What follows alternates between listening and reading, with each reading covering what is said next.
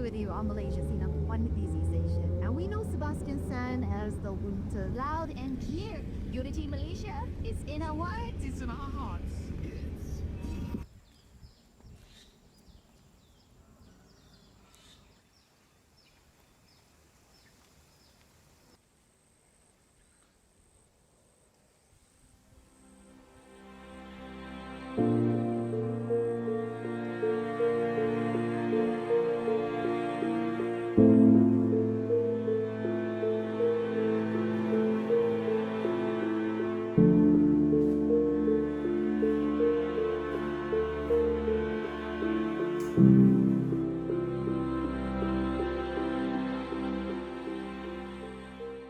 Hi, my name is Puteh.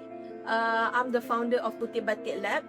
So I live in a rural area, which is a village place, which is called Sungai Buloh in Malaysia.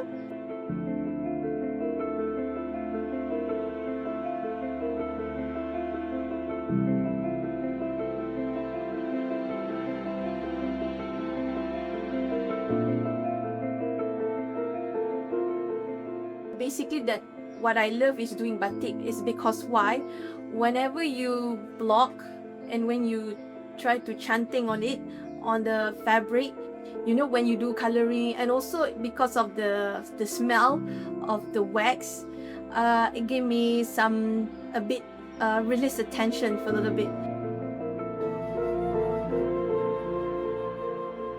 Usually my style is whatever you see in batik, it doesn't need to be very perfect, you know, because batik is supposed to be handmade.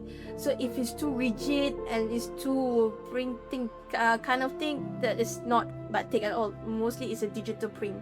So whatever you see on my style, more not very too rigid. It's very nice kind of look. It's more on natural. Is because in art it doesn't need to be always to be a perfect. It can have to be false also. When you see the fault defecting item, that's the art, because that's a human touch.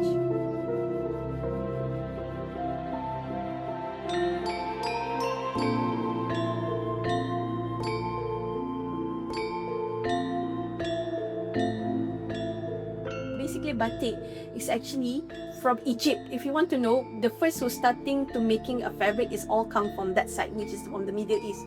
So, from my experience, so what they do is whenever they make a fabric, they must have some patterns, right? So they use wax to apply on the fabric to get some patterns and to get some of the motif. So that's why they go by trading.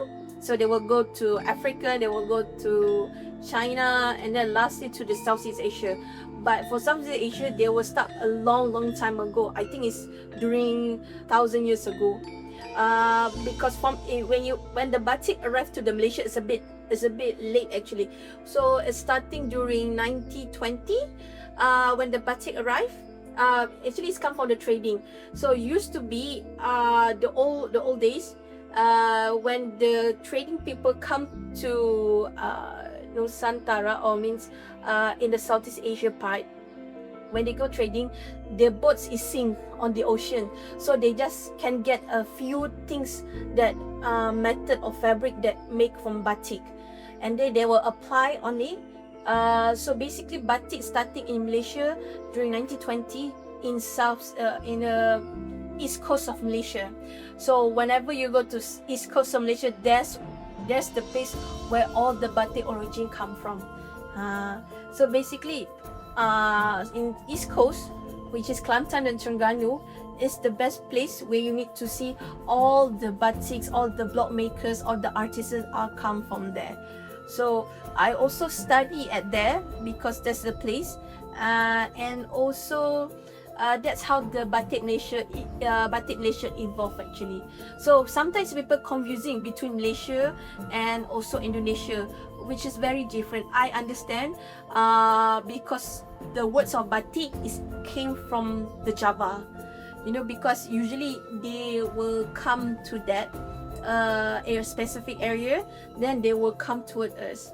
So, but for me, there's nothing much between differences of technique, because we are Nusantara area, which is we used to be togetherness. in that region.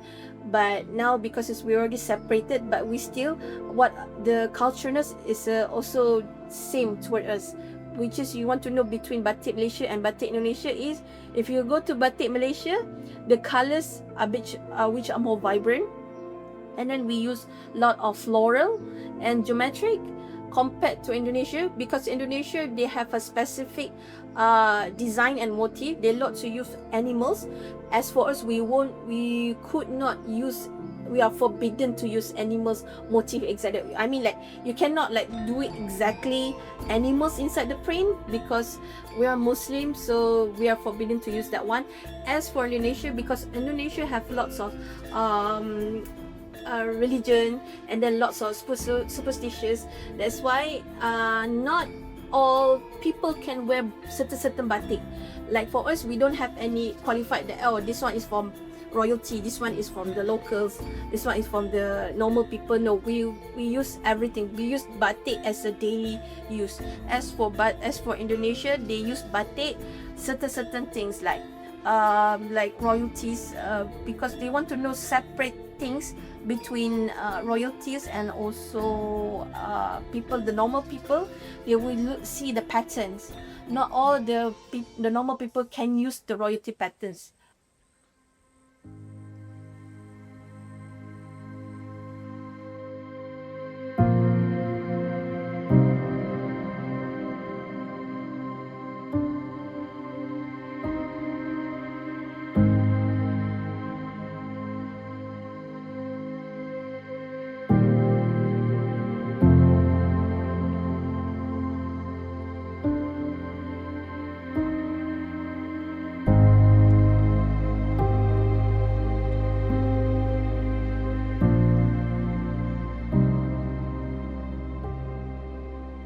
I'm happy to do what I'm doing right now, because I'm not just do for not so doing in a business, but I'm doing it for art, you know.